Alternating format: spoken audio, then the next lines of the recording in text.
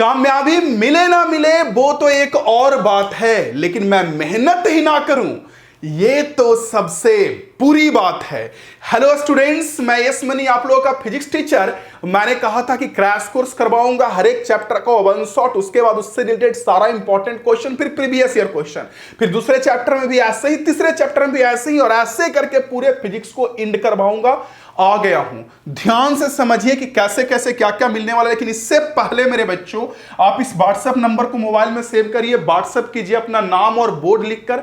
वहां पे आप लोगों को व्हाट्सएप ग्रुप का लिंक चला जाएगा, ज्वाइन हो जाइएगा। टेलीग्राम पे aiming high Hindi Telegram channel पे जरूर ज्वाइन होइएगा। चलिए आता हूं डिटेल पे मेरे बच्चों। यह चैप्टर 1 का वन शॉट है। कुछ बच्चे बोलेंगे छाल मैंने तो पहले भी पढ़ा था। बिल्कुल मैं जानता हूं, चैप्टर 1 का वन शॉट मैंने करवाया था, और मैं वही वीडियो आप लोगों को अभी देने वाला हूं। चैप्टर 1 का वन शॉट जो मैं लिख लिख के पढ़ाया था, चैप्टर 2 से फ्रेश वीडियो बनाऊंगा आप लोगों के लिए। तो इसमें होने क्या वाला है कि अगर डिटेल जो बच्चे आए जिनको नहीं पता है कि इस कोर्स में क्या क्या होगा, कैसे कैसे होगा, क्या क्या चीजें मिलेगी, ओ माय गॉड, तो डिस्क्रिप्शन जरूर चेक करिएगा, आपको भी खुशी मिलेगा। साथ साथ में सारा प्लेलिस्ट का लिंक ना दे दूंगा डिस्क्रिप्शन में, जिसमें हर एक चैप्टर का वन शॉट, इंपॉर्टेंट क्वेश्चंस, उसके बाद मेरे बच्चों एमसीक्यूज या जितने भी short answer question, long answer question, derivations, और उसके बाद प्रीवियस ईयर क्वेश्चन, सब कुछ मिल जाएगा। पीडीएफ वगैरह के लिए तो मैंने बताया है कि व्हाट्सएप और टेलीग्राम ये सब पे ज्वाइन हो जाइएगा, धीरे धीरे पता चलेगा। रेगुलर चैनल को पे देखें, रेगुलरली पता चलेगा, ठीक है। तो ये मेरे बच्चों चैप्टर 1 जो वैद्युत आवेश तथा क्षेत्र, उसी का वन शॉट होने वाला है, जिसमें पूरी चीजों को बिल्कुल डिटेल में पढ़ाऊंगा। डिस्क्रिप्शन में इसी वन शॉट का शॉर्ट नोट्स, समझते हैं ना शॉर्ट नोट्स, जो कि मतलब पूरा लिखा हुआ आप लोगों को मिल जाएगा, और उससे अभी पढ़ सकते हैं, जो चैप्टर का निचोड़ होता है। और जानते हैं इस वन शॉट का सबसे बड़ा फायदा क्या है कि अगर एग्जाम टाइम आएगा और आपके फिजिक्स में मान लीजिए 14 चैप्टर या 15, 14 या 15 चैप्टर है मान लीजिए, तो सबसे बड़ा फायदा आप लोगों के लिए होगा कि एक एक डेढ़ घंटे का क्लास में अगर आपको वन शॉट का लिंक भी अगर अपने आप पास रखते हैं, तो एग्जाम टाइम में उससे रिवीजन कर सकते हैं जल्दी जल्दी। तो बहुत सारा इंपॉर्टेंट क्वेश्चन सब कुछ देने वाला हूं, तो बस तैयार हो जाइए मेरे बच्चों। आप लोगों ने कहा है कि सर रगड़ के शेयर करेंगे, ठीक है ना। डिस्क्रिप्शन जरूर चेक करिएगा पीडीएफ वगैरह के लिए, जैसे मैंने शॉर्ट नोट्स वगैरह बोला तो, या फार्मूला शीट बोला तो वो मिल जाएगा डिस्क्रिप्शन में, या जो भी मैंने चीजें होनी है वो डाल दूंगा। तो लीजिए आपके सामने क्रैश को वन शॉट दे रहा हूं, जल्दी से आप वन शॉट पहले पढ़ लीजिए, जल्दी जल्दी जल्दी जल्दी पढ़ लीजिए। फिर कल आप लोगों के लिए इंपॉर्टेंट क्वेश्चंस आने वाला है, इंपॉर्टेंट ऑब्जेक्टिव, फिर इंपॉर्टेंट सब्जेक्टिव यानी शॉर्ट आंसर, फिर लॉन्ग आंसर, फिर प्रीवियस ईयर क्वेश्चन, इस तरह से रेगुलरली आएगा। तो बस बच्चों, क्या इस वीडियो को रगड़ के शेयर करेंगे हर जगह। आपका शेयर हर एक ग्रुप में, टेलीग्राम में, वही मेरी शक्ति होने वाली है। तो ये लीजिए वन शॉट पढ़ी, और इसको ना एक क्रैश कोर्स के नाम से कॉपी बनाइएगा, या जो भी कॉपी आपके पास एक जादुई कॉपी होगा तो उसी को रख लीजिएगा क्रैश कोर्स के नाम से। और उसमें शॉर्ट नोट्स जो मैं दिया हूं चैप्टर पढ़िएगा, उसका शॉर्ट नोट्स बनाते चलिएगा, फॉर्मूला शीट लिखिएगा, उसके बाद जो जो क्वेश्चंस करवाऊंगा, फिर एनसीईआरटी वगैरह जो भी करवाऊंगा, सब के सब उसमें लिखते चलिएगा। तो लीजिए पढ़िए जल्दी से। मेरे स्टूडेंट्स, हम लोग हिंदी माध्यम में स्थिर वैद्युतिकी का वन शॉट काफी बेहतर तरीके से शुरू करते हैं। आप लाइक शेयर जरूर करिएगा। अगर आपको लगे कि थोड़ा भी मैंने आपके लिए मेहनत किया है, तो बड़े भाई के लिए लाइक शेयर जरूर करिएगा, फ्रेंड्स में शेयर करिएगा, व्हाट्सएप स्टेटस में लगाइएगा। चलिए देखिए, तो स्थिर वैद्युतिकी की अगर मैं बात करूं मेरे बच्चों, तो आपको बढ़िया से पता है कि दो शब्द से मिलकर बना हुआ स्थिर और वैद्युतिकी, ठीक है। अस्थिर का मतलब होता है रुका हुआ, और वैद्युतिकी का मतलब होता है आवेश। तो नाम से ही क्लियर है कि स्थिर का मतलब रुका हुआ, वैद्युतिकी का मतलब आवेश। जैसे कोई भी चैप्टर पढ़ेंगे तो पहले उस चैप्टर का बढ़िया से इंट्रोडक्शन ले लेंगे ना। इंट्रोडक्शन ले लेंगे तो इससे ये फायदा होगा कि हम लोग को पता हो जाएगा कि इस चैप्टर में पढ़ना क्या है। नहीं तो आगे नाथ न पीछे पगहा पढ़ते जा रहे हैं और हो जाएंगे अगहा बगहा। इसलिए इंट्रोडक्शन लेना बहुत जरूरी है। तो स्थिर वैद्युतिकी के नाम से क्लियर है कि इसमें स्थिर और वैद्युतिकी का मतलब आवेश के बारे में पढ़ते हैं, ठीक है। तो मैंने बोला कि देखिए यहाँ पे भी लिखा हुआ स्थिर वैद्युतिकी भौतिकी का एक ऐसा शाखा है जिसमें रुके हुए आवेश के गुणों और उससे संबंधित घटनाओं का अध्ययन करते हैं। इसी वन शॉट का जो शॉर्ट नोट्स है काफी बेहतर वाला, वो डिस्क्रिप्शन में दे दूंगा, या aiming high Hindi Telegram channel में भी मिल जाएगा, आप वहां से ले सकते हैं। तो खैर ये तो चैप्टर का इंट्रोडक्शन हुआ कि पढ़ना क्या क्या। अब देखिए सबसे पहला जो टॉपिक हम लोग को इसमें पढ़ना होता है कि ठीक है स्थिर वैद्युतिकी में हम लोग आवेश के बारे में पढ़ते हैं। तो आवेश क्या है? या आवेश करने का जो तरीका होता है, किसी भी वस्तु को चार्ज करने का बेसिक कॉन्सेप्ट, मुख्य कारण वो क्या है? तो देखिए, आवेश क्या होता है ना मेरे बच्चों, कि किसी भी वस्तु का जो सब एटॉमिक पार्टिकल होता है, जैसे इलेक्ट्रॉन, प्रोटॉन, न्यूट्रॉन, ये सब आप सुने होंगे, ये तो पता होगा। या फिर हिंदी में बोले तो उप परमाणविक जो कण होता है, तो उसे अगर किसी वैद्युत क्षेत्र या चुंबकीय क्षेत्र में रखते हैं तो उस पर बल लगता है। जैसे मान लीजिए कि अगर कोई वस्तु है, ठीक, आपने इसे आवेशित कर दिया, आपको पता होगा कि मान लीजिए आपने इस वस्तु को आवेशित कर दिया, तो अगर आपको पता होगा कि आवेशित कर देते हैं, उसके बाद अगर इस वस्तु को विद्युतीय क्षेत्र में रखते हैं या फिर इसी वस्तु को चुंबकीय क्षेत्र बी, चुंबकीय क्षेत्र को बी से दिखाते हैं, तो आप या तो विद्युतीय क्षेत्र ई या चुंबकीय क्षेत्र बी में आवेश को रखेंगे तो इस आवेश पर बल लगेगा। यही ना होता, इस आवेश पर बल लगता है। तो बोल सकते हैं कि आवेश किसी वस्तु में का जो उप परमाणविक जो कण होता है, जैसे इलेक्ट्रॉन, प्रोटॉन, न्यूट्रॉन, उसका एक ऐसा गुण है जिसके कारण अगर वस्तु को विद्युतीय या चुंबकीय क्षेत्र में रखते हैं तो उस पर बल लगता है। ये आप लोगों को पता होगा, ठीक है। अब हमारा आता है आवेशन का कारण, कि किसी भी वस्तु को, मैं सबका आप लोगों को ना मेरे बच्चों ये भी दूंगा, देखिए डिफिनीशन वगैरह सब अगर आप देखेंगे तो देखिए यहाँ पे डिफिनीशन वगैरह सब आपको लिखा हुआ मिल जाएगा, तो सब मैं आपको बताता हूँ अच्छे से, पहले समझाऊंगा हर एक टॉपिक को, फिर उसका डिफिनीशन दे दूंगा और ऐसे करके जल्दी से खत्म कर दूंगा, ठीक है। तो आवेश जान गए कि ठीक है, उप परमाणविक गुण होता है किसी वस्तु का जिसके कारण बल लगता है। अब है आवेशन का कारण, कि किसी वस्तु को आवेशित कैसे करते हैं। तो आवेशन का कारण मेरे बच्चों बड़ा सिंपल है। जैसे कोई भी वस्तु है तो इसमें इलेक्ट्रॉन, प्रोटॉन और न्यूट्रॉन होता है। न्यूट्रॉन पे तो खैर कोई आवेश नहीं होता है, जीरो होता है। और इलेक्ट्रॉन पे जितने का माइनस होता है आपको पता होगा मेरे बच्चों, प्रोटॉन पे उतने का प्लस होता है। और भगवान का करिश्मा देखिए कि किसी वस्तु में जितना इलेक्ट्रॉन का नंबर होता है उतना ही प्रोटॉन का भी संख्या होता है। और इसीलिए वस्तु उदासीन होता है, क्योंकि जितना माइनस उतना प्लस मिल जाएगा तो कुल आवेश का मान जीरो हो जाएगा, तो वस्तु हमारा क्या हो जाता है, न्यूट्रल, उदासीन, ठीक। तो अगर किसी वस्तु से हम लोग इलेक्ट्रॉन को बाहर निकाल देंगे, यानी कि ऋणात्मक संख्या वाले आवेश को कम करेंगे, इलेक्ट्रॉन के पास ऋणात्मक आवेश होता है, तो अगर इलेक्ट्रॉन को मेरे बच्चों निकाल देंगे तो वस्तु में इलेक्ट्रॉन की कमी हो जाएगी और इसकी वजह से वस्तु हो जाएगा हमारा धन आवेशित, ठीक। और वहीं अगर किसी वस्तु में अगर इलेक्ट्रॉन डाल देंगे, यानी निगेटिव वाला डालेंगे, इलेक्ट्रॉन के पास तो निगेटिव होता है, उसको डालेंगे तो वही वस्तु हमारा कैसा आवेश हो जाएगा, जल्दी बोलिए चिल्लाकर, यस मेरे बच्चों, वस्तु हमारा हो जाएगा ऋण आवेशित। आइडिया लग गया मेरे स्टूडेंट्स को, मुझसे ज्यादा बेहतर तरीके से आइडिया लग गया कि अगर वस्तु से इलेक्ट्रॉन निकलेगा तो वो धन आवेशित होगा और वस्तु के अंदर इलेक्ट्रॉन जाएगा मेरे बच्चों तो वो हमारा कैसा आवेशित हो जाएगा, ऋण आवेशित हो जाएगा, ठीक है। कुछ बच्चों का प्रश्न होगा, छाल छाल एच मानी छाल, अगर प्रोटॉन बाहर या अंदर जाएगा तो प्रोटॉन बाहर या अंदर नहीं जाता है, क्योंकि वो नाभिक में होता है, वो न्यूक्लियस में होता है, ठीक है। तो अगर वस्तु, कोई वस्तु है, इससे एन इलेक्ट्रॉन बाहर निकालेंगे, सुनिए, एन इलेक्ट्रॉन बाहर निकालेंगे तो वस्तु पे धन आवेश आएगा। क्यों? क्योंकि इलेक्ट्रॉन की कमी हो जाएगी, इलेक्ट्रॉन मतलब ऋण आवेश की कमी हो जाएगी, तो धन आवेश की संख्या मतलब असर बढ़ जाएगा धन आवेश का। तो अगर एन इलेक्ट्रॉन को बाहर निकालते हैं ना तो इस पे जो आवेश आता है वो प्लस एन ई, जहां एन हो गया इलेक्ट्रॉन का संख्या और E का मान होता है ये वाला मान, वो 1.6 इंटू 10 टू द पावर -19, इसको ही बोलते हैं। और वहीं अगर एन इलेक्ट्रॉन को अंदर डालते हैं मेरे बच्चों तो इसमें जो आवेश उत्पन्न होता है वो -NE उत्पन्न होता है, देख लीजिए, क्लियर। तो अगर एन इलेक्ट्रॉन को बाहर निकाल रहे हैं तो उस पे जो आवेश उत्पन्न होगा वो +NE, और वहीं एन इलेक्ट्रॉन को अगर मेरे बच्चों अंदर डालेंगे तो उस पे जो आवेश उत्पन्न होगा वो -NE। यानी यहां से फॉर्मूला आ गया Q = +-NE। और इसमें न्यूमेरिकल भी आपके एग्जाम में आता है, नहीं आएगा क्या?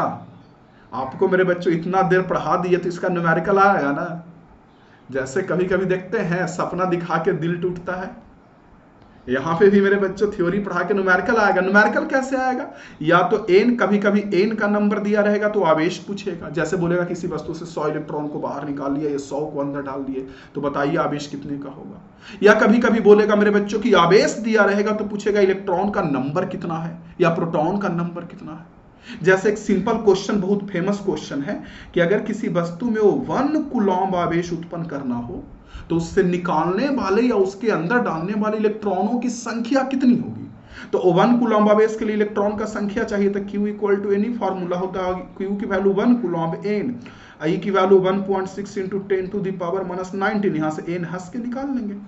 1/1.6 into 10 to the power -19 solve अगर इसे करेंगे तो आ जाएगा 6.25 इंटू 10 टू द पावर 18। तो ये भी कई बार देखा जाता है एग्जाम में कि पूछता है कि 1 कूलम्ब आवेश के लिए कितने इलेक्ट्रॉनों की जरूरत होगी, तो 6.25 into 10 to the power 18 electron. तो मेरे ख्याल से मेरे स्टूडेंट्स को ये बातें समझ में आ गई। चलता हूँ इसके स्लाइड पे, वो दिखा देता हूँ आप लोगों को, वो दिखा दूंगा ना तो आपको समझ में आ जाएगा अच्छे से। देखिए पहले तो मेरे बच्चों में बात करता हूँ आवेश का। देखिए कि आवेश क्या है, आप साफ साफ पढ़ेंगे तो पता चलेगा, थोड़ा छोटा है बड़ा कर लीजिएगा, कि वैद्युत आवेश उप परमाणविक कणों का एक ऐसा गुण होता है, उप परमाणविक मतलब इलेक्ट्रॉन प्रोटॉन ये सब का, जिसके कारण वह वस्तु को वैद्युत या चुंबकीय क्षेत्र में जब रखा जाता है तो उस पर बल लगता है। वैद्युत क्षेत्र के भी कारण बल लगता है, चुंबकीय क्षेत्र के कारण भी बल लगता है, ठीक है। और एक बात और, आवेश 2 प्रकार का होता है, धन आवेश और ऋण आवेश, पता होगा आपको। और ये बताने वाले वैज्ञानिक थे वो बेंजामिन फ्रैंकलिन थे। बेंजामिन फ्रैंकलिन के अनुसार सबसे पहले बताए थे कि आवेश 2 तरह का होता है, धन आवेश और ऋण आवेश। और वैसे ही देखिए जब एन इलेक्ट्रॉन वस्तु से बाहर निकलेगा तो उस पर आवेश आ जाएगा प्लस एन, क्योंकि इलेक्ट्रॉन की कमी होगी। और वहीं एन इलेक्ट्रॉन अगर अंदर जा जाएगा तो आवेश आ जाएगा माइनस एन, आ जाएगा ना। अच्छा एक बात और, अगर इलेक्ट्रॉन बाहर निकलेगा ना तो लोगों को लगता है कि वस्तु का जो द्रव्यमान है वो बराबर ही रहेगा, ना बढ़ेगा ना कमेगा। अरे महाराज धात तोरी के, अगर इलेक्ट्रॉन बाहर निकलेगा तो इलेक्ट्रॉन के पास द्रव्यमान 9.1 गुना 10 का पावर -31 kg होता है ना। तो ऐसे करके 1000, 2000, 10,000 करोड़ इलेक्ट्रॉन बाहर निकलेगा तो क्या द्रव्यमान नहीं कमेगा। तो वस्तु जब धन आवेशित होता है मतलब इलेक्ट्रॉन बाहर निकलता है तो द्रव्यमान थोड़ा सा कम जाता है।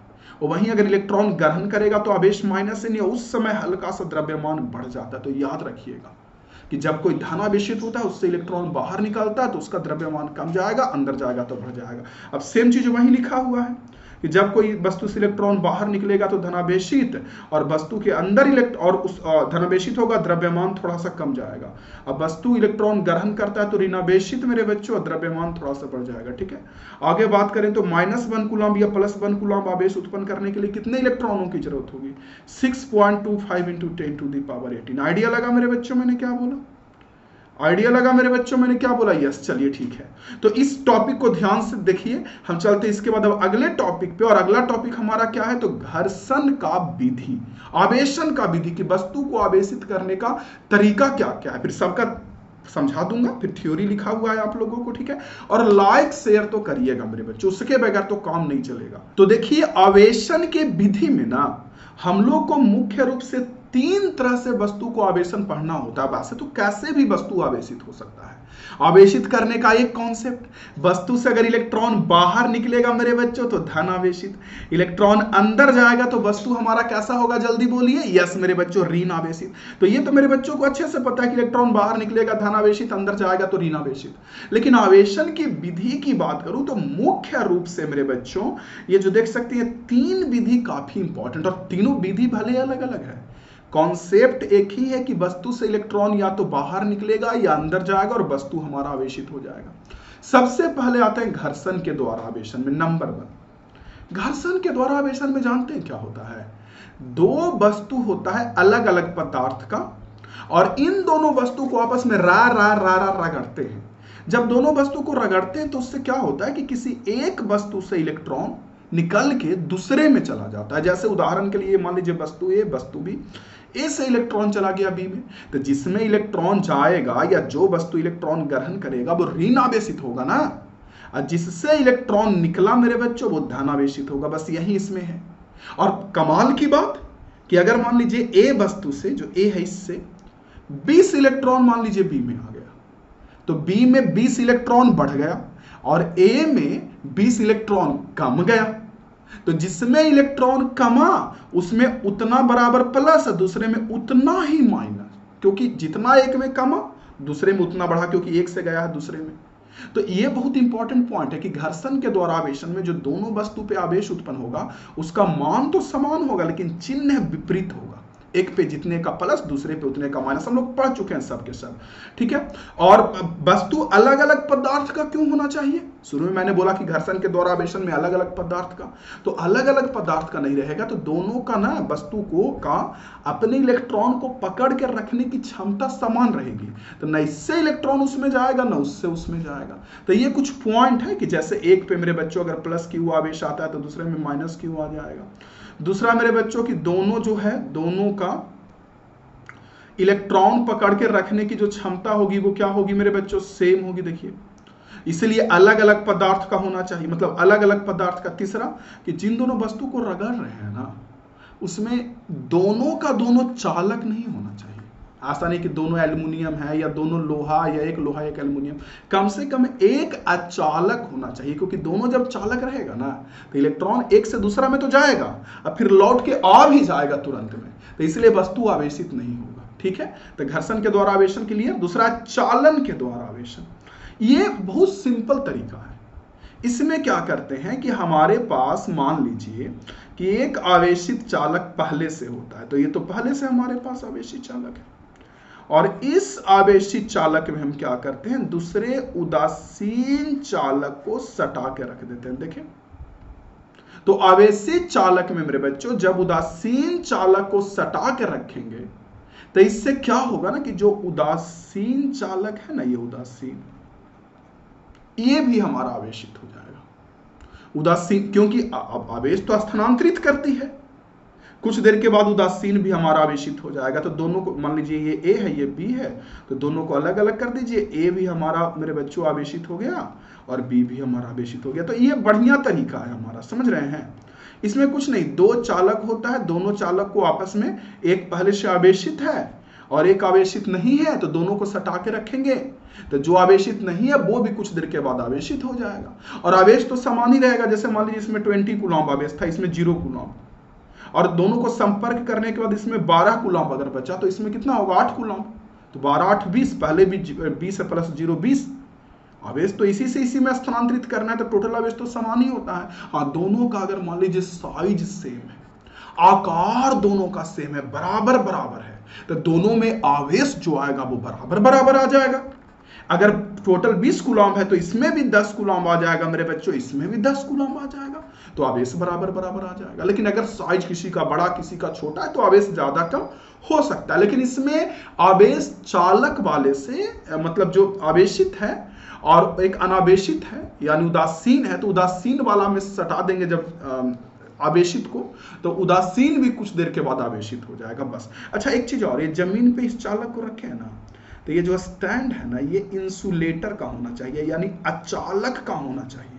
ये जो स्टैंड है वो लकड़ी वगैरह का, नहीं तो अर्थिंग ले लेगा और ये जो आवेश है ना ये जमीन पे चला जाएगा और अनावेशित हो जाएगा सब के सब। अर्थिंग लेके भूमि में से सट, जब भू संपर्कित हो जाता है तो अर्थिंग हो जाता है, अर्थिंग से आवेश खत्म हो जाता है, ठीक है। और तीसरा जो तरीका है आवेशन का वो है प्रेरण के द्वारा आवेशन। क्या होता है प्रेरण के द्वारा आवेशन? ये बड़ा मजेदार है। इसमें क्या करते हैं ना कि सटाते नहीं है, चालन में सटाते थे, इसमें सटाते नहीं। इसमें क्या करते हैं, तो इसमें मान लीजिए एक हमारा पहले से आवेशित है, समझिए मान लीजिए धन आवेशित है, ठीक, यस सर, और दूसरा जिसको आवेशित करना उसको कुछ दूरी पे रखते हैं, सटाते नहीं है। तो जब कुछ दूरी पे रखेंगे तो इससे क्या होगा कि इस प्लस के कारण ना एक और मेरे बच्चों माइनस जमा होगा और इस प्लस के कारण दूसरी ओर हमारा प्लस जमा होगा, क्योंकि ये जो प्लस है इसके माइनस को खींचेगा। जो उदासीन है उसमें तो इलेक्ट्रॉन प्रोटॉन है ना इक्वल नंबर में, तो उसके माइनस को खींचेगा, तो इसकी वजह से एक और माइनस एक और प्लस आवेश हो जाएगा। अब हम क्या करेंगे, जिधर प्लस उत्पन्न हुआ उसको हम भूमिगत कर देंगे, भूमि से भू संपर्कित कर देंगे, अर्थिंग कर देंगे, तो ये पूरा का पूरा प्लस कहाँ चला जाएगा? जमीन में। और अगर अच्छे से कॉन्सेप्ट समझते हैं तो आपको पता होगा कि प्लस नहीं जमीन में जाएगा बल्कि जमीन से इलेक्ट्रॉन बाहर आएगा और इस प्लस को बैलेंस कर देगा। लेकिन अगर आप ये बोलते हैं कि प्लस जमीन में चला जाएगा तो भी बोलना गलत नहीं है।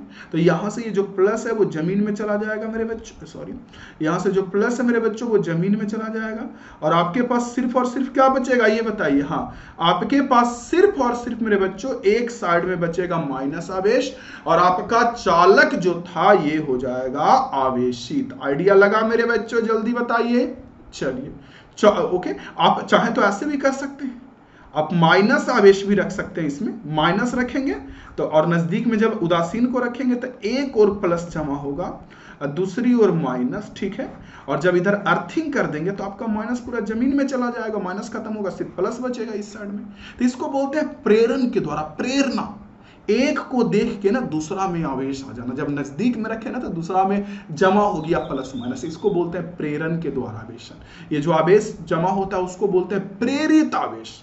प्रेरित आवेश, प्रेरित हो रहा है, मोटिवेट हो रहा है, ठीक है। चलिए मेरे बच्चों, तो ये समझ में आ गया आपको बढ़िया से। अच्छा, प्रेरण के द्वारा आवेशन में एक चीज और होता है, आप चाहे ना तो भू संपर्कित अगर नहीं करना चाहते हैं तो दो दो चालक भी रख सकते हैं। जैसे उदाहरण के लिए समझिए, आपका ये तो है ही प्लस आवेशित, ये तो है ही, ठीक है। अब इसके बगल में दो दो उदासीन को रखिए। दो दो को रखने से फायदा क्या होगा कि इस प्लस के कारण एक और माइनस जमा होगा और दूसरी ओर हमारा प्लस जमा होगा ना। अब दोनों को अलग अलग कर दीजिए, जैसे ये ए हो गया, ये बी है, सी, तो बी सी को पकड़ के अलग कर दीजिए। तो बी सी को पकड़ के अलग कर दीजिएगा तो बी में माइनस आ जाएगा, सी में प्लस आ जाएगा, बात खत्म। तो इस तरह से हम लोग मेरे बच्चों वस्तु को आवेशित करते हैं। मेरे स्टूडेंट्स को मेरी बातें समझ में आ गई। इस तरह से हम प्रेरण के द्वारा में आवेशन में वस्तु को आवेशित तो तीनों तरीका को हम दिखा देते हैं आपको। देखिए, पढ़िए तीनों तरीका को। देखिए, पढ़ेंगे तो साफ साफ पता चलेगा कि घर्षण के द्वारा आवेशन में एक वस्तु को दूसरे से रगड़ते हैं और इलेक्ट्रॉन का स्थानांतरण हो जाता है। जो वस्तु इलेक्ट्रॉन ग्रहण करता है वह ऋणात्मक आवेशित हो जाता है। और हाँ, अभी मैंने बताया था कि जो इलेक्ट्रॉन ग्रहण करेगा उसका द्रव्यमान भी थोड़ा सा बढ़ जाएगा। नहीं, इलेक्ट्रॉन ग्रहण करेगा, वस्तु के अंदर इलेक्ट्रॉन आएगा तो बढ़ेगा ना, ऋण आवेशित वाले का भी मैंने बताया है ना। और जो इलेक्ट्रॉन खोता है वह धनात्मक आवेशित हो जाता है, और धनात्मक जो आवेशित होगा उसका द्रव्यमान थोड़ा सा कम जाएगा, ठीक है। दोनों वस्तु पर उत्पन्न आवेश समान परिमाण, समान मान, लेकिन अलग अलग चिन्ह होगा, एक में प्लस एक में माइनस, ठीक है।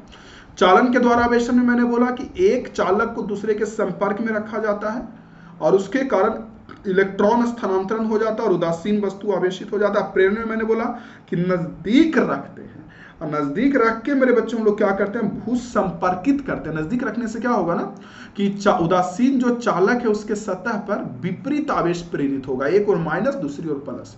तो एक को हम क्या करेंगे, भू संपर्कित कर देंगे तो एक और का आवेश चला जाएगा जमीन में और आपका आवेशित हो जाएगा, ठीक है। चलिए, ठीक है मेरे बच्चों। अब इसके बाद हम लोग को पढ़ना होता है बहुत इंपॉर्टेंट टॉपिक, जिससे एग्जाम में क्वेश्चंस आते हैं। इसमें दो टॉपिक बहुत इंपॉर्टेंट है, वो है आवेश का गुण।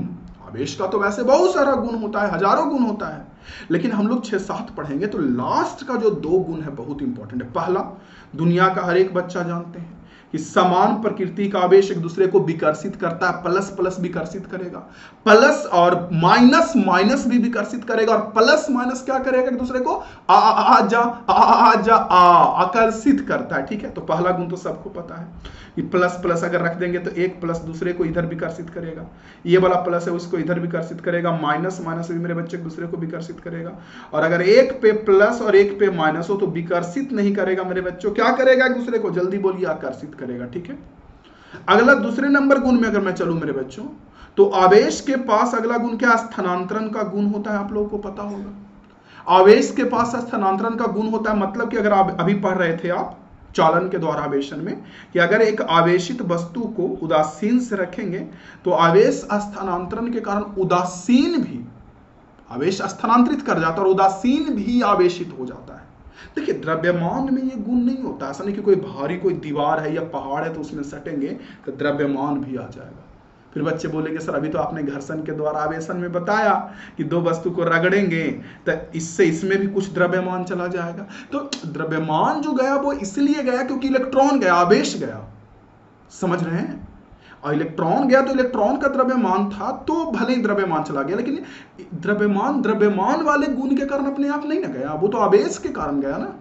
वैसे तो हम किसी बॉडी, किसी वस्तु को उठा के यहां से यहां रख देंगे, बोलेंगे कि देखो द्रव्यमान स्थानांतरित हो गया, वैसे नहीं।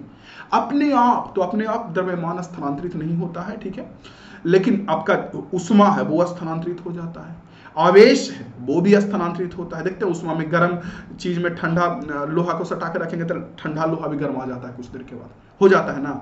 तो वही तीसरा देखिए अगला कि आवेश ना बीज गणितीय योज्यता के नियम को पालन करता है। मतलब सिंपल जो जोड़ घटाव होता है ना, 2 कूलम प्लस 4 कूलम 6 कूलम या -10 कूलम -5 5 कूलम -15 कूलम, तो उसको ये पालन करता है। अगला आवेश वही होता है जहां द्रव्यमान होता है, समझे, मतलब कि आवेश वही होगा जहां द्रव्यमान होगा। मतलब कि आप किसी भी वस्तु को अगर आवेशित करेंगे, जैसे मान लीजिए आपने इसे आवेशित कर दिया इस वस्तु को, तो इस वस्तु के पास तो द्रव्यमान होना जरूरी है ना, इसका वजन तो जरूरी है ना। तो वही कह रहा हूं कि द्रव्यमान वही होता, आवेश वही होता है जहां द्रव्यमान हो, लेकिन यह जरूरी नहीं कि जहां द्रव्यमान हो, जहां वजन हो वहां आवेश रहबे करेगा। ऐसा भी हो सकता है कि कोई वस्तु है, उसके पास द्रव्यमान है लेकिन उसमें आवेश कितना है, तो 0 है, कोई मतलब वो उदासीन है, ठीक है। तो ये कुछ गुण हुआ। इसके बाद अगले गुण पे चलते हैं मेरे बच्चों। लास्ट का 2 गुण बहुत इंपॉर्टेंट है, अगले पोर्शन पे अलग अलग बांट दिए हैं ताकि लिख लिख के समझा भी सके। देखिए अगला गुण 5 नंबर, देखिए ये बहुत इंपॉर्टेंट है, ये आगे के चैप्टर में भी काम देता है। क्या है गुण कि अगर कोई आवेश जैसे रुका हुआ हो, रेस्ट में, अस्थिर, जो कि हम लोग अस्थिर वैद्युतिकी में पढ़ते हैं, तो इसके चारों ओर न सिर्फ और सिर्फ मेरे बच्चों विद्युतीय क्षेत्र उत्पन्न होता है। याद रखिएगा क्या मैंने बोला, मैंने बोला कि कहीं भी अगर आवेश अगर रुका हुआ है मेरे बच्चों, स्थिर है, तो इसके चारों ओर सिर्फ और सिर्फ विद्युतीय क्षेत्र उत्पन्न होता है, ठीक है। लेकिन जब वही कोई आवेश ना एक समान वेग से मान लीजिए चलने लगे, v वेलोसिटी से, ठीक है, तो एक समान वेग से जब कोई आवेश चलने लगेगा तो इसके चारों ओर विद्युतीय क्षेत्र भी उत्पन्न होगा मेरे बच्चों, और साथ साथ में चुंबकीय क्षेत्र भी उत्पन्न होगा। दोनों के दोनों उत्पन्न होगा। नहीं समझे, कोई रुका रहेगा तो सिर्फ विद्युतीय क्षेत्र है, लेकिन आवेश अगर चलने लगेगा, गति में आ जाएगा, तो विद्युतीय और चुंबकीय दोनों क्षेत्र उत्पन्न होगा, समझे। लेकिन वही जब आवेश मेरे बच्चों त्वरित होता है, त्वरण समझते हैं, वेग का बदलना, स्पीड बढ़ना, घटना, दिशा बदलना, ये सब त्वरण, तो उससे क्या होता है कि विद्युत चुंबकीय तरंग उत्पन्न होता है। ये कई बार आ चुका है एग्जाम्स के क्वेश्चन में कि आवेश जब रुका हुआ हो तो सिर्फ विद्युतीय क्षेत्र, एक समान वेग से चले यानी कोई त्वरण ना हो लेकिन गति में रहे तो विद्युतीय क्षेत्र और चुंबकीय क्षेत्र दोनों उत्पन्न होता है उसके चारों ओर। लेकिन अगर त्वरण हो यानी वेग बदले तो विद्युत चुंबकीय तरंग उत्पन्न होता है, ठीक है।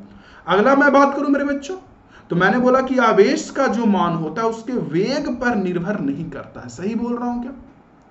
मतलब कि जैसे आप लोग सुने होंगे कि आइंस्टीन के अनुसार कि जब कोई द्रव्यमान वाला वस्तु है तो अगर ये रुका हुआ है तो इसका मान लीजिए मेरे बच्चों रुके हुए समय जो रेस्ट मास है वो m0 है, और जब ये चलने लगेगा द्रव्यमान तो इसका द्रव्यमान बदल जाता है और वो हो जाता है m0 इंटू ये हो जाता है मेरे बच्चों m0 by root under v² by c²। अगर ये v वेग से चलने लगेगा तो द्रव्यमान जो होता है ना वो वेग पर निर्भर करता है। वेग बदलने से वस्तु का द्रव्यमान बदल जाता है, लेकिन आवेश ना मुन्ना ना। अगर मान लीजिए किसी वस्तु में आवेश Q है और उसके बाद अगर वो v वेग से चल रहा है तो भी उस पे आवेश कितना रहेगा, QA रहेगा, समझें। क्लियर क्लियर, यस मेरे बच्चों। चलते हैं अगले पे, अगला गुण। 2 गुण और बचा हुआ है जो काफी इंपॉर्टेंट है जिससे एग्जाम में क्वेश्चन आता है। देखिए कौन कौन सा गुण। पहला गुण तो है मेरे बच्चों आवेश के संरक्षण सिद्धांत का नियम, कि आवेश जो है मेरे बच्चों वो संरक्षण सिद्धांत के नियम को पालन करता है। आइडिया लग गया? मतलब कहने का मतलब ये हो गया मेरे बच्चों कि पूछता है कि आवेश का संरक्षण सिद्धांत का नियम क्या है, बताएं। हो सकता है सब्जेक्टिव में एक नंबर 2 नंबर में आ जाए, तो बताइएगा कि आवेश का संरक्षण सिद्धांत ये कहता है ना कि आवेश को ना तो हम लोग बना सकते हैं क्योंकि वो इलेक्ट्रॉन प्रोटॉन है वो हम लोग बना नहीं सकते, वो वस्तु के अंदर होता है, और ना ही नष्ट कर सकते हैं, लेकिन एक वस्तु से दूसरे वस्तु में आवेश को स्थानांतरित कर सकते हैं। यस और नो? सही बोल रहा हूं ना मेरे बच्चों। जो दिल में फीलिंग्स उत्पन्न होता है, प्यार उत्पन्न होता है, इसे हम लोग रोक नहीं सकते हैं, ठीक है, और नहीं अपने आप चाह के क्रिएट कर सकते हैं। लेकिन हाँ, दिल टूटेगा तो एक से दूसरा पर ट्रांसफर कर लेते हैं लोग, ठीक है। तो वही चीजें है कि आवेश के संरक्षण सिद्धांत के अनुसार मेरे बच्चों आवेश को न तो बनाया जा सकता है और ना ही नष्ट किया जा सकता है, परंतु एक वस्तु से दूसरे वस्तु में स्थानांतरित किया जा सकता है। अगला मेरे बच्चों मैंने क्या बोला कि अगला जो गुण है आवेश का क्वांटमीकरण। ये बहुत इंपॉर्टेंट है। क्वांटमीकरण क्या होता है जानते हैं? कोई भी चीज, जैसे कि बहुत सारे लोग रट लेते हैं कि आवेश का क्वांटमीकरण होता है, तो आपको तो पहले पता होना चाहिए ना कि क्वांटमीकरण है क्या। क्वांटमीकरण का मतलब होता है एक फिक्स मात्रा में, फिक्स क्वांटिटी में पाया जाना। जैसे कोई भी चीज अगर एक फिक्स मात्रा में पाया जाए, या अगर मान लीजिए वही फिक्स मात्रा को 2 को मिला देंगे तो दुगुना होगा, 3 को मिला देंगे तिगुना, 4 को मिला देंगे तो 4 गुना। तो फिक्स मात्रा में पाया जाए या उस फिक्स मात्रा का पूर्णांक गुणज के रूप में पाया जाए तो हम लोग बोलते हैं कि उसका क्वांटमीकरण है। आवेश में भी यही होता है। देखिए, जैसे किसी वस्तु से मान लीजिए 1 इलेक्ट्रॉन निकला तो कितने का आवेश उत्पन्न होगा बताइए? O1 का। 2 निकला तो कितने का होगा मेरे बच्चों? 2E का। 3 निकला तो कितने का होगा मेरे बच्चों? 3E का। और वैसे 4 निकला तो कितने का होगा? 4E का। और वैसे n इलेक्ट्रॉन निकला तो कितने का आवेश उत्पन्न होगा? Ne का। तो आप साफ साफ देखेंगे तो आपको पता चलेगा कि वस्तु पर जो आवेश उत्पन्न हो रहा है वो इलेक्ट्रॉनिक आवेश का या तो 1 गुना होता है, या मेरे बच्चों 2 गुना या 3 गुना, कभी 2.5 गुना या 3.25 गुना या 4.25 गुना आवेश संभव है। ई का नहीं, क्योंकि इलेक्ट्रॉन हमेशा पूर्णांक संख्या में निकलता है, या तो 1 या तो 2 या तो 3 या तो 4। तो इलेक्ट्रॉन अगर पूर्णांक संख्या में निकल रहा है तो जो आवेश उत्पन्न होगा मेरे बच्चों वो भी पूर्णांक गुणज ही होगा ई का। तो यही होता है क्वांटमीकरण। देख रहे हैं ना, क्यू और फॉर्मूला आता है Q = +-Ne। अगर इलेक्ट्रॉन निकलेगा तो +Ne आवेश और अंदर जाएगा तो -Ne। जहां n की वैल्यू होगा वो पूर्णांक में 1 2 3 4 5। तो क्वांटमीकरण यही कहता है कि आवेश के क्वांटमीकरण के अनुसार, पूछता है एग्जाम में आता है, किसी वस्तु पर उत्पन्न आवेश जो इलेक्ट्रॉनिक आवेश होता है ना, ये वाला मान, इसका पूर्णांक गुणज होता है। 1 गुना 2 गुना 3 गुना 2.5 और 3.25 3.8 और 5.5 नहीं। तो एक तो सब्जेक्टिव में पूछ सकता है कि आवेश का क्वांटमीकरण क्या है, और दूसरा इस पे एक तो न्यूमेरिकल पहले मैंने बता दिया Q = Ne पे आ सकता है कि इलेक्ट्रॉन का नंबर या प्रोटॉन का नंबर देके पूछेगा कि कितना आवेश होगा, उतना इलेक्ट्रॉन एक जगह मिल जाएगा, नंबर दे देगा कितना इलेक्ट्रॉन है तो बताइए कितना आवेश होगा, ये प्रोटॉन है तो कितना आवेश होगा। या आवेश देके पूछेगा कि कितने इलेक्ट्रॉन या प्रोटॉन की संख्या की जरूरत है इतने आवेश के लिए। जैसा भी मैंने बताया कि 1 कूलॉम के लिए 6.25 × 10⁻18 इलेक्ट्रॉन की जरूरत होती है, पहला से। दूसरा मजेदार क्वेश्चन क्या पूछेगा कि 4 ऑप्शन देगा और चारों में आवेश का मान दे दिया रहेगा कि Q का मान इतना है, या Q का मान इतना है, या इतना है, या इतना है। तो पूछेगा कि इन सारे आवेशों में कौन सा आवेश संभव है, पूछेगा कौन सा आवेश इन सारे आवेशों में संभव है, पॉसिबल है, ये पूछेगा। कैसे पता करेंगे कि कौन सा आवेश संभव है, कौन सा आवेश संभव नहीं है? तो Q = Ne वाले फार्मूला से देखिए, आवेश तो दिया हुआ है तो आप n का मान निकाल लीजिए, इलेक्ट्रॉन या प्रोटॉन के संख्या का मान निकाल लीजिए, और अगर ये संख्या 1 2 3 4 पूर्णांक में आता है तो संभव है। जैसे 3.8 इलेक्ट्रॉन आ गया तो वो कहां से संभव होगा जी, इलेक्ट्रॉन टूट के थोड़ी निकलता है। 5.2 इलेक्ट्रॉन आ गया तो वो कहां से संभव होगा जी, वो थोड़ी निकलता है। तो आपको समझ में आ गया मेरे बच्चों कि यहां से हम लोग इलेक्ट्रॉन का आवेश के बारे में बता सकते हैं कि कौन सा आवेश संभव है, कौन सा आवेश संभव नहीं है, n की संख्या को निकाल के। n अगर पूर्णांक में आएगा तो संभव है, पूर्णांक में नहीं आएगा, दशमलव में आएगा तो वो संभव नहीं है। तो ये था कुछ आवेश का गुण। और अब चलते हैं मेरे बच्चों कूलॉम्ब के नियम पर, और अगला टॉपिक है कूलॉम्ब का नियम। ठीक है, बढ़िया से और अच्छे से पढ़ते चलिए, मजा आ जाएगा काफी अच्छे से। और कूलॉम्ब का नियम इंपॉर्टेंट भी है, एग्जाम में भी आता है, और देखिए पहले से लिख के भी हम रखे हैं आप लोगों के लिए। खैर पहले हम समझा देते हैं कि कूलॉम्ब का नियम है क्या। ठीक है, देखिए कूलॉम्ब का नियम क्या है। जैसे 2 आवेश को कुछ दूरी पे रखें तो बल लगता है एक के कारण दूसरे पे या दूसरे के कारण पहले पे, ये तो पता होगा। तो बल कितना लगेगा, बल का मान क्या होगा, इसी का उत्तर है कूलॉम्ब का नियम। कूलॉम्ब का नियम यह कहता है कि मान लीजिए कोई दो बिंदु आवेश Q1 Q2 को कुछ दूरी पे रख दिए, ठीक। तो इसके बीच जो बल लगेगा Q1 Q2 के बीच, आप खुद सोचिए कि जितना बड़ा आवेश Q1 हो या जितना बड़ा आवेश Q2 हो उतना ज्यादा बल नहीं लगेगा। आवेश का मान बढ़ाएंगे, आवेश बनेगा ए राक्षस, तो आवेश बनेगा ए राक्षस, तो बल का मान भी तो बढ़ेगा ना बउआ। यस, तो वही होता है कि अगर मेरे बच्चों मान लीजिए Q1 और Q2 आवेश का मान बढ़ गया तो बल बढ़ जाएगा, यानी कि जो बल होता है वो Q1 Q2 का समानुपाती होगा, और इसके बीच का जो दूरी r है ना उसके वर्ग का व्युत्क्रमानुपाती होता है। यही होता है कूलॉम का नियम। जैसे दूरी बढ़ाएंगे ना तो बल कमता है आवेश के बीच, और स्क्वायर में कमता है। जैसे दूरी को दुगुना कर देंगे तो बल सीधा 4 गुना कम जाएगा, यानी कि F/4 हो जाएगा। पहले अगर F था बल तो आवेश के बीच, तो अब F/4 होगा। अब अगर दूरी तिगुना कर देंगे तो बल सीधा F/9 हो जाएगा। तो स्क्वायर का व्युत्क्रमानुपाती होता है दूरी के वर्ग का। तो यही कहता है कूलॉम का नियम। पढ़ेंगे तो पता चलेगा कि कूलॉम के नियम के अनुसार दो बिंदु आवेशों के बीच लगने वाला बल उसके परिणाम के गुणनफल का समानुपाती, यानी Q1 × Q2 का समानुपाती होगा, ठीक है। और उसके दूरी का जो वर्ग होता है यानी r² का व्युत्क्रमानुपाती होगा। अब यहीं पे वो बात एंट्री मारती है कि साल एस मनी साल ये समानुपाती का चिन्ह जो डाले हैं साल, तो कोई भी फॉर्मूला तो समानुपाती के चिन्ह में स्वीकार नहीं किया जाता है सल। हाँ ये बात तो है, नहीं किया जाता है। तो सल यहाँ अगर बराबर लाएंगे तो कोई कांस्टेंट आएगा, एकदम आएगा।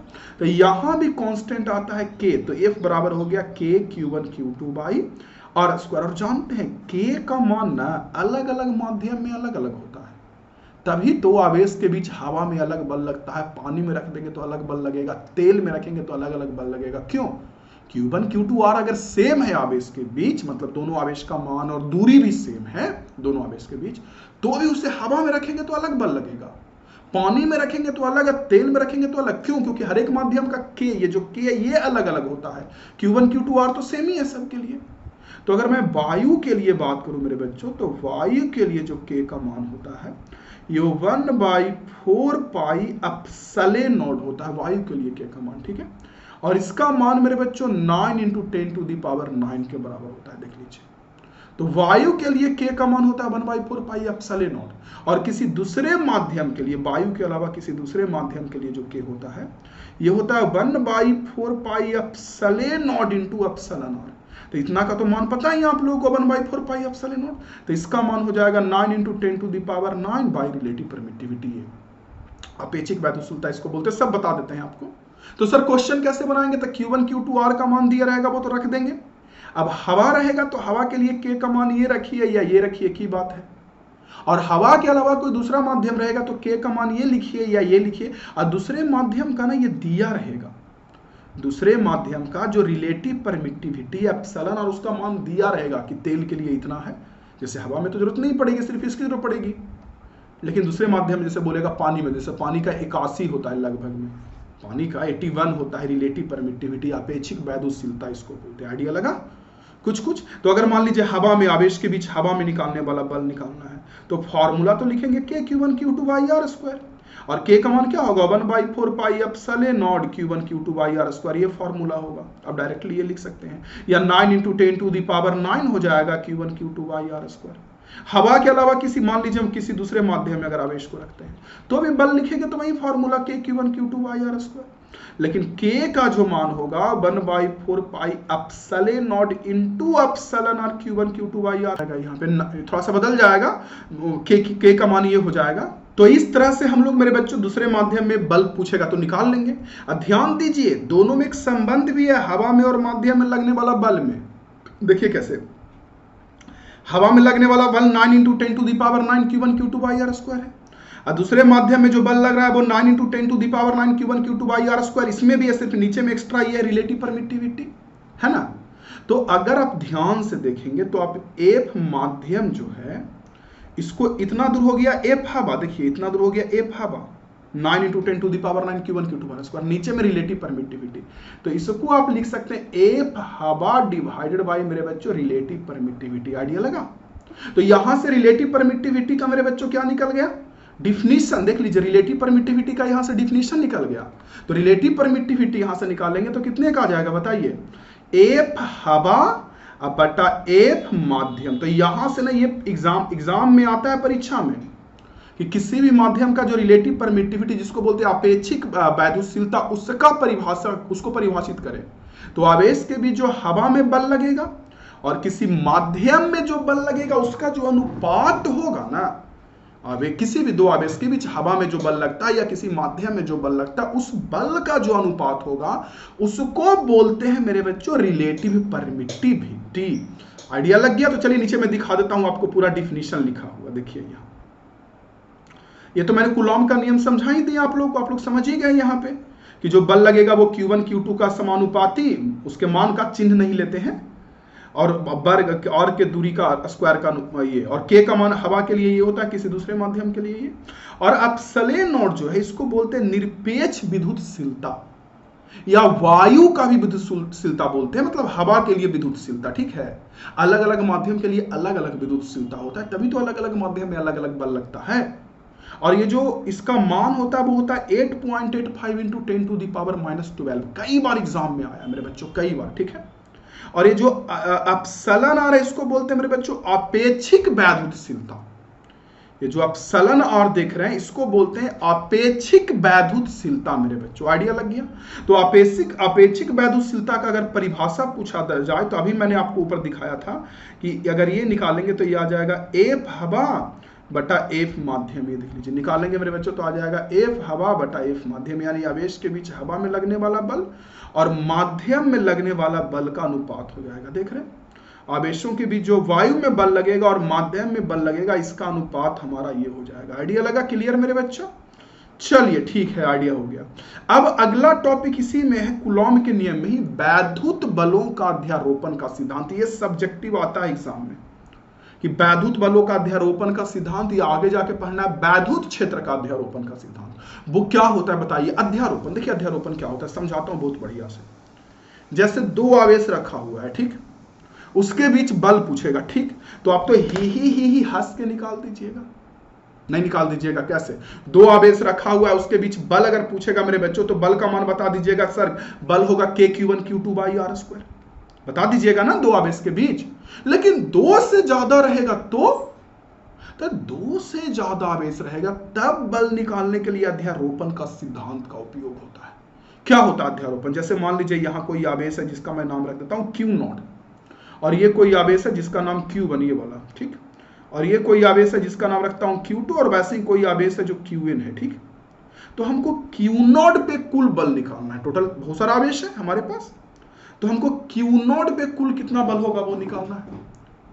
तो यहां पे जब दो से अधिक आवेश हो गया तो बल निकालने के लिए अध्यारोपण का सिद्धांत यूज होगा। देखिए कैसे, पहले तो Q0 पे बल क्या सिर्फ Q1 लगाएगा Q0 पे, कि Q2 लगाएगा, कि Qn, की सब लगाएगा, सब Q0 अपने आप को छोड़ के बाकी सब लगाएगा। जैसे Q0 पे Q1 भी बल लगाएगा मेरे बच्चों, ठीक है, Q2 भी बल लगाएगा मेरे बच्चों, Qn भी बल लगाएगा। Q0 पे बात करूं तो Q1 भी बल लगाएगा, Q2 भी बल लगाएगा, Qn भी बल लगाएगा। तो Q1 जो बल लगाएगा वो इधर विकर्षित करेगा, यस और नो? Q1 इधर विकर्षित करेगा और वो जो बल लगा रहा है उसका नाम F1 दे रहा हूं। Q2 इधर बल लगाएगा और Qn इधर बल लगाया।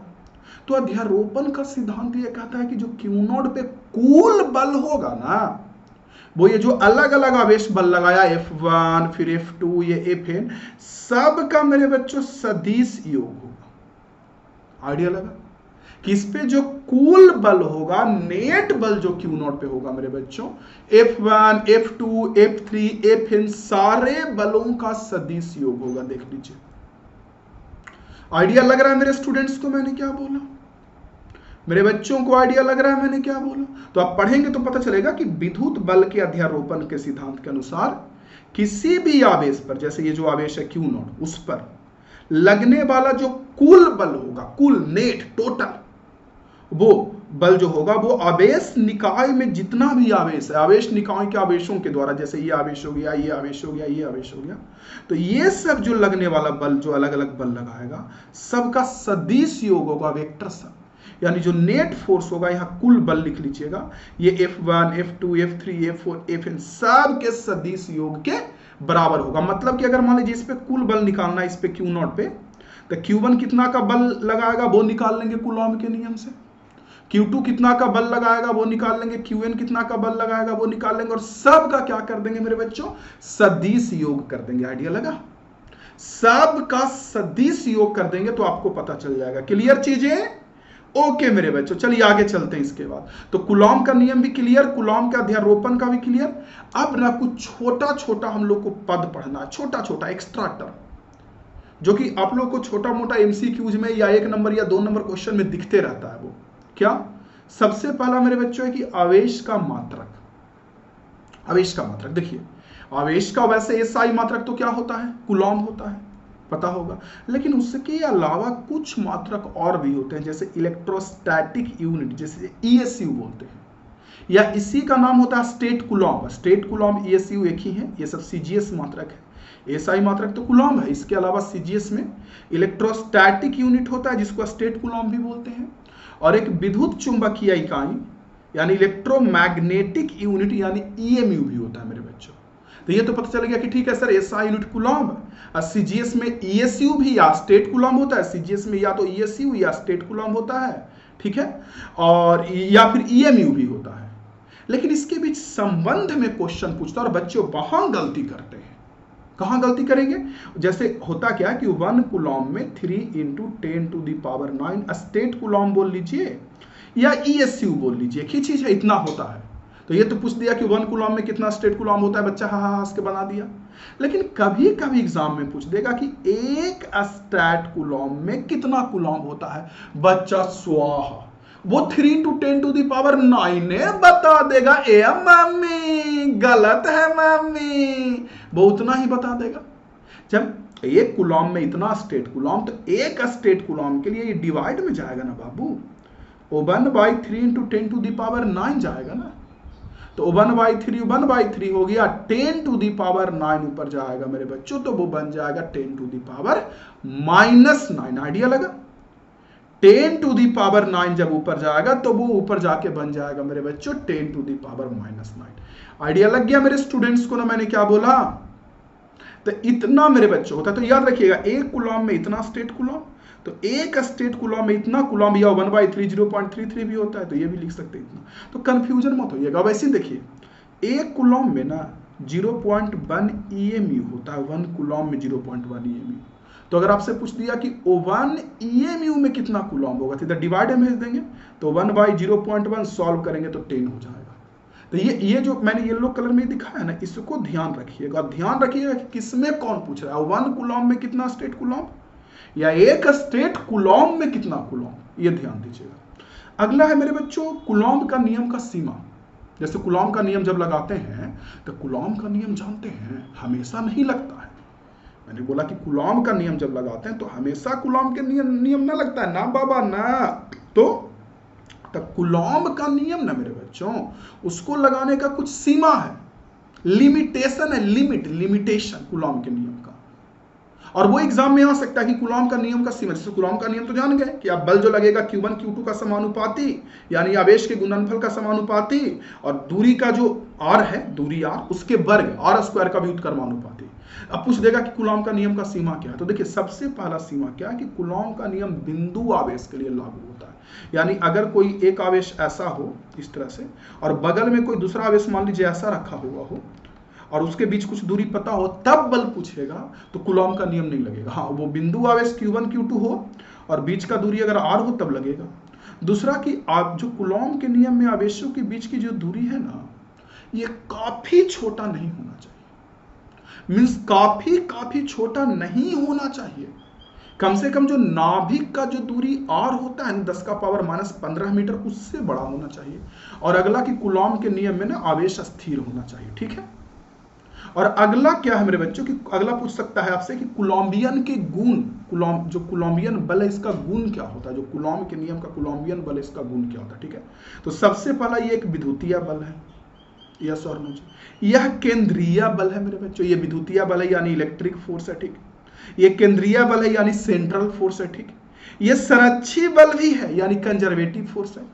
और साथ मतलब एक तो विद्युतीय बल है ही, आवेश के बीच बल लगता है, तो केंद्रीय बल है यानी कि आवेश को जो जोड़ने वाला केंद्र होता है ना, जैसे ये आवेश है तो इसका यहाँ केंद्र, इसका यहाँ केंद्र, तो केंद्र को जो जोड़ने वाला रेखा होता है, लाइन होता है, उसी की ओर लगेगा। या तो आकर्षण का हो या विकर्षण का हो, लेकिन इधर नहीं लगेगा। जो केंद्र को जो जोड़ने वाला रेखा है उसी की ओर लगता है, इसलिए बोलते हैं केंद्रीय बल। संरक्षी बल भी है। संरक्षी बल मतलब इसमें जो काम होगा, कार्य, वर्क, वो कहां से कहां लेकर गए इस पे निर्भर करता है, किस रास्ता से लेकर गए इस पे निर्भर नहीं करता है संरक्षी बल मेरे बच्चों। तो ये संरक्षी बल होता है। उसके बाद यह आकर्षण और विकर्षण दोनों के गुण का होता है, आकर्षित भी करता है, विकर्षित भी करता है। जैसे गुरुत्वाकर्षण बल सिर्फ आकर्षण के गुण का होता है, या आकर्षण विकर्षण दोनों होता है, ठीक है। अगला है कूलॉम के नियम का सदिश स्वरूप। देखिए अदिश स्वरूप तो हर कोई बच्चे जानते हैं कि कूलॉम का नियम होता है K(Q1Q2)/R², ठीक है।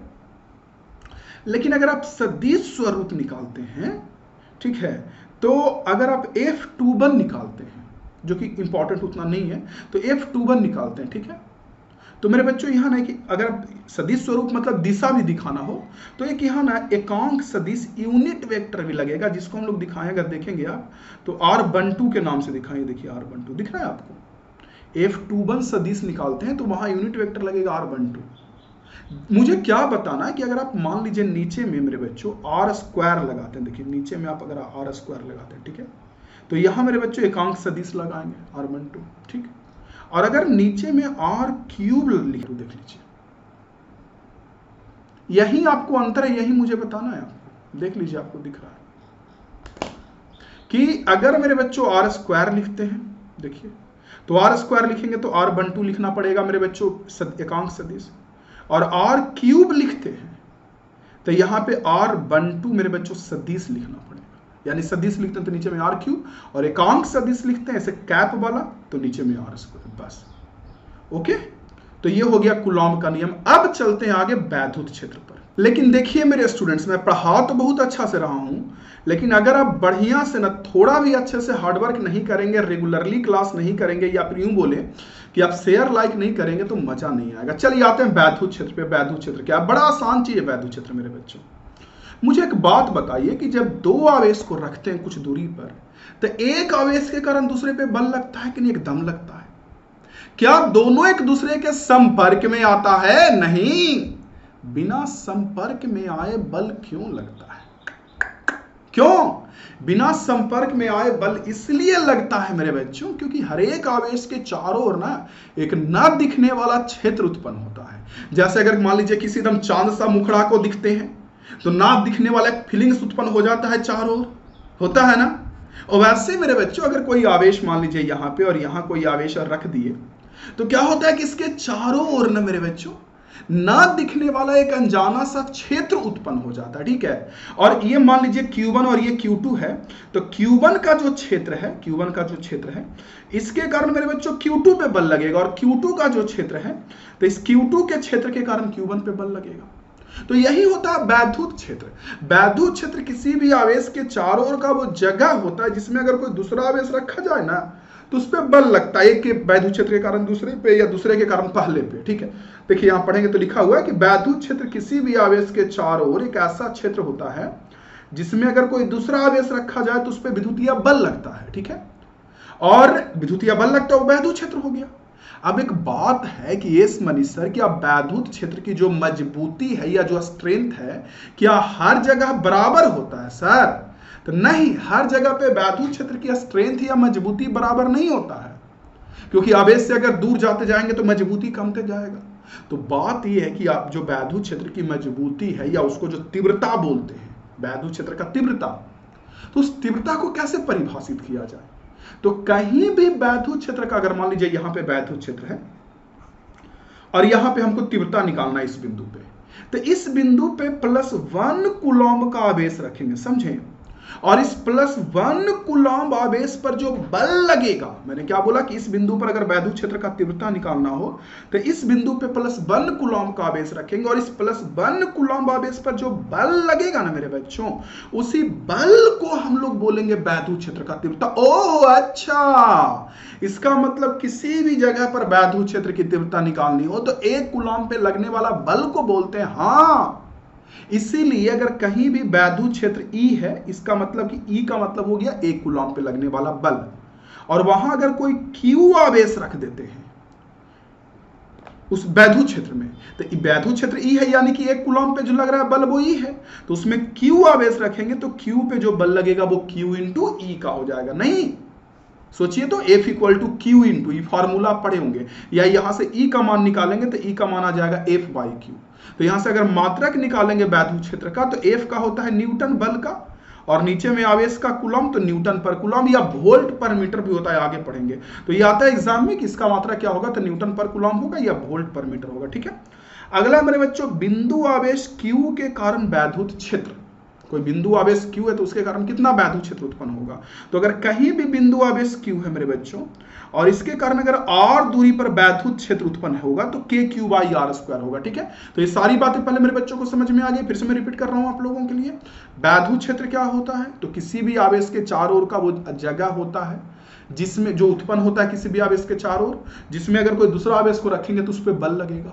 अब वैद्युत क्षेत्र की तीव्रता अगर नापनी हो या मजबूती नापनी हो तो कैसे नापेंगे, तो उस जगह पे +1 कूलम्ब का आवेश रखेंगे और उस पे जो बल लगेगा उसी को बोलते हैं वैद्युत क्षेत्र का तीव्रता। जैसे कहीं पे भी अगर वैद्युत क्षेत्र का तीव्रता 20 न्यूटन पर कूलम्ब है, इसका मतलब कि अगर 1 कूलम्ब का आवेश रखेंगे तो उस पे जो बल लगेगा वो मेरे बच्चों 20 न्यूटन का लगेगा। आइडिया लगा ना, आइडिया लगा मेरे बच्चों। हाँ, उस पे जो बल लगेगा वो 20 न्यूटन का लगेगा। तो आपको आइडिया लग रहा है कि वैद्युत क्षेत्र में किसी बिंदु पर वैद्युत क्षेत्र की तीव्रता उस बिंदु पर +1 कूलम्ब आवेश पर लगने वाले बल को कहते हैं। ठीक है, आइडिया लग गया। वही मैंने कहा कि अगर वैद्युत क्षेत्र E है यानी 1 कूलम्ब पे बल ही लग रहा है तो Q कूलम्ब रखेंगे तो उस पर बल लगेगा Q × E।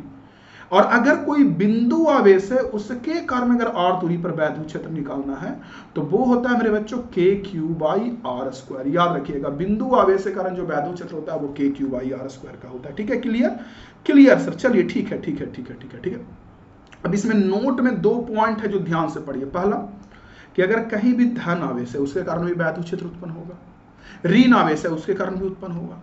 तो धन आवेश के कारण जो वैद्युत क्षेत्र उत्पन्न होता है ना, उसके कारण वैद्युत क्षेत्र की दिशा धन आवेश से दूर होती है, ऐसे दूर देखिए धन आवेश से। ऋण के कारण जो वैद्युत क्षेत्र उत्पन्न होगा उसकी जो दिशा होगी माइनस का जो वैद्युत क्षेत्र वो माइनस की ओर होता है। तो वहीं लिखा हुआ है देखिए कि किसी धन आवेश को रखेंगे तो वैद्युत क्षेत्र की दिशा धन से दूर, ऋण रखेंगे तो ऋण की ओर होगा। ठीक है, दूसरे नंबर में मेरे बच्चों, जब कोई आवेश Q को वैद्युत क्षेत्र E में रखा जाए तो बल कितने का लगेगा Q × E। ये देख लीजिए बल लगेगा Q × E। लेकिन वो आवेश अगर धन होता है ना मेरे बच्चों, पॉजिटिव चार्ज, तो पॉजिटिव पे जो बल लगेगा जिधर वैद्युत क्षेत्र, जैसे वैद्युत क्षेत्र इधर है तो वैद्युत क्षेत्र की दिशा में ही बल लगेगा Q × E के बराबर। ठीक है, और निगेटिव पर जो बल लगेगा वो वैद्युत क्षेत्र के विपरीत दिशा में। कहीं भी मेरे बच्चों अगर मान लीजिए कि वैद्युत क्षेत्र है, सुनिए, कहीं भी अगर वैद्युत क्षेत्र है मेरे बच्चों और उस वैद्युत क्षेत्र में धन आवेश को रखा जाएगा, बल लगेगा Q × E के बराबर। ऋण आवेश को रखा जाएगा मेरे बच्चों, बल लगेगा Q × E, लेकिन धन पे जो बल लगेगा वो वैद्युत क्षेत्र की दिशा में, ऋण पे जो बल लगेगा वो वैद्युत क्षेत्र के विपरीत दिशा में लगेगा। ओके, चलिए, तो ये चीजें क्लियर हो गई। अब इसके बाद आता है यहाँ भी वैद्युत क्षेत्र का अध्यारोपण। अध्यारोपण कब यूज होता है, जब 1 से या 2 से ज्यादा हो। जैसे अभी आपने पढ़ा मुझसे कि अगर एक आवेश हो, कोई बिंदु आवेश 1 हो, तो उसके कारण r दूरी पर कितना वैद्युत क्षेत्र उत्पन्न होगा, KQ/r²। धन रहेगा तो धन से दूर, ऋण रहेगा तो ऋण की ओर। लेकिन अगर 1 से ज्यादा आवेश हो तो, जैसे मान लीजिए आवेश ना हो मेरे बच्चों, 1 से ज्यादा आवेश हो, जैसे यहाँ पे कोई आवेश है, जैसे देख लीजिए, मान लीजिए Q1, यहाँ पे कोई आवेश है Q2, यहाँ पे कोई आवेश Qn है और ये कोई बिंदु P है जहां हमें वैद्युत क्षेत्र का मान निकालना है। तब P पर जो वैद्युत क्षेत्र आएगा क्या सिर्फ Q1 के कारण आएगा, नहीं। Q2 के कारण सिर्फ आएगा, नहीं। सिर्फ Q3 के कारण नहीं, सब के कारण आएगा वैद्युत क्षेत्र। तो Q1 अगर मान लीजिए प्लस है तो प्लस से वैद्युत क्षेत्र इधर आएगा E1, कितने का, KQ/r²। K के जगह पर Q1 रख देंगे, बीच का ये दूरी रख देंगे। Q2 के कारण जो वैद्युत क्षेत्र आएगा वो Q2 से दूर आएगा, KQ/r²। Qn के कारण आएगा, Qn से दूर आएगा। तो इस तरह से जो, तो अध्यारोपण का सिद्धांत ये कहता है कि इस बिंदु पर जो कुल वैद्युत क्षेत्र आएगा, कुल नेट, वो E1, E2, E3, En सब का मेरे बच्चों सदिश योग के बराबर होगा। समझे, ये जितना भी है E1, E2, E3, En सारे के सदिश योग के बराबर हमारा होगा। क्लियर मेरे बच्चों, मेरे बच्चों को क्लियर बा, क्लियर बा, यस मेरे बच्चों को क्लियर हो गया, बहुत अच्छा मेरे बच्चों। तो E1 के कारण, फिर E2 के कारण, फिर E3 के कारण, फिर सारे का अलग अलग वैद्युत क्षेत्र निकाल के क्या करेंगे, जोड़ देंगे। ओके, ठीक है चलिए आगे आता हूं। अगला टर्म है हमारा मेरे बच्चों वैद्युत बल रेखा। ये क्या होता है, ये बहुत इंपॉर्टेंट है वैद्युत बल रेखा। देखिए क्या होता है, जैसे अभी आपने पढ़ा ना कि वैद्युत क्षेत्र जो होगा वो प्लस आवेश रहेगा तो उससे दूर होगा, माइनस की ओर होगा। तो ये जो बार बार हमें बोलना होता है कि मेरे बच्चों दूर होगा या ओर होगा, तो ये बार बार जो दिशा होता है ना वैद्युत क्षेत्र का, जैसे मान लीजिए यहाँ पे वैद्युत क्षेत्र इधर है, यहाँ पे इधर है, यहाँ पे इधर है, यहाँ पे इधर है, यहाँ पे इधर है, तो इस तरह से हम क्या करते हैं, इसे लाइन से मिला देंगे। लाइन से जब मिला देंगे तो ये जो लाइन आएगा ना ऐसे, यही हो जाएगा वैद्युत बल रेखा। तो वैद्युत बल रेखा कुछ नहीं मेरे बच्चों, विद्युत क्षेत्र को दिशा को दिखाने के लिए उपयोग किया जाता है। जैसे वैद्युत बल रेखा अगर ऐसे है तो इस जगह पे विद्युत क्षेत्र देखेंगे मेरे बच्चों तो इधर होगा, यहां देखेंगे तो इधर होगा, यहां देखेंगे तो इधर होगा, यहां देखेंगे तो इधर होगा, यहां देखेंगे तो इधर होगा। आइडिया लगा मेरे बच्चों मैंने क्या बोला? आइडिया लगा मैंने क्या बोला कि विद्युत बल रेखा जो होगा वो विद्युत क्षेत्र के दिशा को दिखाने के लिए यूज किया जाता है। और इंपॉर्टेंट इसमें ना ये आकार है कि अलग अलग आवेश रहेगा तो उसे कारण वैद्युत क्षेत्र का आकार कैसे होगा। जैसे सिर्फ मान लीजिए धन आवेश है, ठीक, तो धन आवेश के कारण जो वैद्युत बल रेखा होगा वो धन से निकलेगा और अनंत तक जाएगा। देखिए निकल के ऐसे अनंत तक जा रहा है। और वहीं अगर ऋण आवेश रहेगा तो अनंत से मेरे बच्चों ऋण में आएगा वैद्युत बल रेखा, अनंत से निकलेगा ऋण में आएगा। और एक मान लीजिए ऋण हो और एक मान लीजिए धन हो, दोनों बगल में रखा हुआ तो धन से निकल के ऋण में जाएगा। ये देखिए पॉजिटिव से निकलेगा, निगेटिव में ऐसे जाएगा। अगर सिर्फ धन हो पॉजिटिव हो तो पॉजिटिव से अनंत, सिर्फ निगेटिव हो ऋण हो तो अनंत से निगेटिव में, और धन ऋण दोनों हो तो धन से निकलेगा ऋण में जाएगा। और अगर दोनों धन हो तो इस तरह से एक दूसरे को विकर्षित करेगा, इधर भी धन से निकलेगा, इधर भी धन से निकलेगा, एक दूसरे से ऐसे विकर्षित होगा ऐसे, क्योंकि एक दूसरे को कट कभी नहीं करता है ना, काटता नहीं ना है। और वहीं दोनों ऋण हो तो भी विकर्षित करेगा लेकिन निकलेगा नहीं बल्कि ऋण में आएगा। देखिए ऐसे माइनस माइनस है दोनों, ये भी माइनस क्यू और ये भी माइनस क्यू, तो माइनस में आएगा, ठीक है। और वहीं मेरे बच्चों मान लीजिए एक धन हो और एक ऋण हो तो एक धन एक ऋण हो तो क्या होगा कि धन से निकलेगा मेरे बच्चों, ऋण में जाएगा। देख रहे हैं, एक धन से निकलेगा ऋण में जाएगा। लेकिन फिर से कहिएगा सर ये दोनों तो एक ही चीज है, तो एक ही चीज है लेकिन यहां दोनों दो चीज को दिखा रहा है। क्या कि जैसे मान लीजिए यहाँ Q1 का मान बड़ा है, Q2 का मान छोटा है, ठीक, ये वाला आवेश Q2 छोटा और Q1 हमारा बड़ा है। तो जो बड़ा है ना उससे ज्यादा बल रेखा निकलता है बड़ा आवेश से, चाहे वो माइनस में रहेगा तो उसमें ज्यादा जाएगा, माइनस अगर रहेगा तो ज्यादा जाएगा और प्लस अगर ज्यादा रहेगा तो उससे ज्यादा निकलेगा। यानी कि जिससे ज्यादा बल रेखा निकल रहा है या जिसमें जा रहा है उस आवेश का जो मान है, चिन्ह की बात नहीं कर रहा हूं, मान वो बड़ा होता है, ठीक है। जैसे देखिए इस फिगर में इसमें से ज्यादा निकल रहा है और इसमें कम जा रहा है, तो जिसमें कम जा रहा है उसका मान कम होगा, और ये ठीक है। और अगला क्या है कि अगर मान लीजिए दोनों धन है और दोनों का मान समान है तो ये बिल्कुल बीचों बीच से मुड़ेगा। देख रहे हैं यहाँ बिल्कुल बीचों बीच से दोनों मुड़ा है, इधर का भी बल रेखा इधर का भी बल रेखा, दोनों जो बीच से मुड़ता है। हाँ तो देखिए मैं ये कह रहा था ना कि अगर मान लीजिए यहाँ पे दोनों आवेश मान लीजिए प्लस प्लस है, दोनों का मान समान है, जैसे जितने का ये आवेश है मेरे बच्चे उतने का ये आवेश है, तो वैद्युत बल रेखा तो एक दूसरे से विकर्षित करेगा, तो ये बिल्कुल बीचों बीच से विकर्षित करेगा जैसे यहाँ विकर्षित किया है। लेकिन वहीं पे मान लीजिए अगर ये वाला ज्यादा मान का और ये वाला कम मान का, तो ये वाला रेखा ना इसको दबा देगा ऐसे, बिल्कुल बीचों बीच नहीं, कहीं यहां से विकर्षित करेगा। ये देखिए ऐसे आकार मिलेगा, देख रहे हैं, यहां से कहीं बीच वाला ये लाइन ऐसे मिलेगा और इस तरह से दबा देगा। तो ये होता है, और एग्जाम के लिए इंपॉर्टेंट होता है मेरे बच्चों वैद्युत बल रेखा का गुण याद रख लीजिए, सारे गुण को दिमाग में डाल दीजिए, एग्जाम में आएगा। पहला गुण वैद्युत बल रेखा का क्या है कि वैद्युत क्षेत्र की जो दिशा होती है मेरे बच्चों वैद्युत बल रेखा पर स्पर्श रेखीय होता है। मतलब कि अगर ये वैद्युत बल रेखा ऐसे है तो इस पे जो वैद्युत क्षेत्र होगा वो इस बिंदु पर मान लीजिए मेरे बच्चों ऐसे स्पर्श रेखीय होगा, इस बिंदु पे ऐसे स्पर्श रेखीय, इस बिंदु पे ऐसे, इस बिंदु पे ऐसे, इस बिंदु पे ऐसे, इस बिंदु पे ऐसे, दिख रहा है। तो वही मैंने कहा आप लोगों से कि स्पर्श रेखीय होता है पहला। दूसरा, वैद्युत बल रेखा ना धन आवेश से शुरू होकर ऋण आवेश पर खत्म होती है। यानी कि अगर प्लस आवेश और माइनस आवेश है मेरे बच्चों तो प्लस से स्टार्ट होगा देखिए और माइनस पे जाके खत्म होगा। या यहाँ भी देखिए प्लस से स्टार्ट हुआ, इस साइड में माइनस है तो माइनस पे खत्म हुआ, यहाँ इस साइड में प्लस है तो प्लस से स्टार्ट होकर माइनस पे खत्म हुआ, ठीक है। अगला और बीच में ना तो कभी शुरू होता है ना बीच में खत्म होता है। ऐसे मत समझिए कि बीच से अचानक शुरू हो गया एकदम, समझ रहे हैं। जैसे अभी मेरे बच्चों आप लोग ठीक थे एकाएक दिल में फीलिंग्स जग गया एकदम परी के लिए, ओ परी रानी, तो क्या होता है मैं भी पढ़ाते इमोशंस में बह जाता हूँ। तो वैसा बात नहीं है, ये मेरे बच्चों प्लस से स्टार्ट होगा माइनस पे ही जाके खत्म होगा। अगला ये बहुत इंपॉर्टेंट ये वाला गुण है कि दो वैद्युत बल रेखा ना कभी एक दूसरे को कट नहीं करता। मतलब कि ऐसे मान लीजिए कोई रेखा और ऐसे कोई रेखा, दोनों रेखा एक दूसरे को कट कर दिया तो कभी भी नहीं ऐसा होता। इसीलिए क्योंकि देखिए अगर ये जो रेखा है जहां कट किया वहां पे से जो इधर से रेखा आया ये वाला रेखा, तो उसके अनुसार इधर स्पर्श रेखा खींचा जाएगा। ये जो रेखा है उसके अनुसार मेरे बच्चों स्पर्श रेखा इधर खींचा जाएगा। तो जिस जगह पे कट किया वहां एक नहीं बल्कि दो दो दिशा वैद्युत क्षेत्र का संभव हो जाएगा। यस और नो, जल्दी बताइए। जहां पे कट किया वहां पे एक नहीं बल्कि वैद्युत क्षेत्र का कितना दिशा, दो दो दिशा संभव हो जाएगा। आइडिया लगा मेरे बच्चों मैंने क्या बोला आप लोगों को? तो वहीं देखिए कह रहा है दो वैद्युत बल रेखा एक दूसरे को कभी प्रतिच्छेद नहीं करती है, क्योंकि प्रतिच्छेद बिंदु पर वैद्युत क्षेत्र का दो दिशा संभव हो जाता है, जो कि यह संभव है। किसी भी एक बिंदु पर दो दो तरफ नेट वैद्युत क्षेत्र कैसे होगा? नेट तो कहीं एक ही और होगा।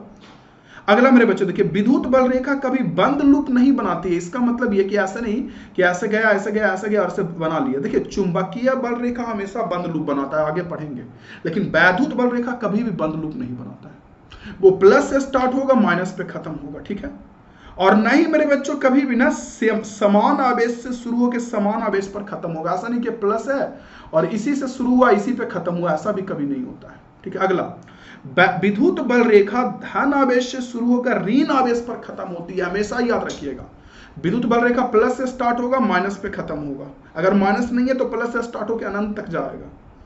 अगला मेरे बच्चों, विद्युत बल रेखा बीच में अचानक कभी नहीं टूटती। ऐसा नहीं कि विद्युत बल रेखा जा रहा था और टूट गया फिर यहां से शुरू हो गया, ऐसा नहीं। वो माइनस पे जाके खत्म होगा, बीच में नहीं टूटेगा।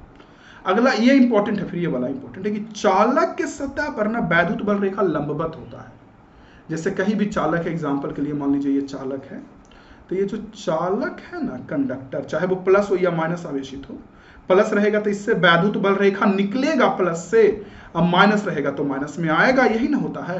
लेकिन प्लस पर मेरे बच्चों चालक पे हमेशा वैद्युत बल रेखा क्या होगा? हमेशा लंबवत होगा। दिख रहा है मेरे बंधु को? देखिए तो अब माइनस रहेगा मेरे बच्चों, तो माइनस में वैद्युत बल रेखा हमेशा आएगा, वहां लंबवत नहीं होता, वहां मतलब वहां भी लंबवत होता लेकिन माइनस में आएगा, तो ये 90 डिग्री पर हमेशा रहेगा चालक के सतह पर। अगला, चालक के अंदर विद्युत बल रेखा अनुपस्थित होता है, समझे।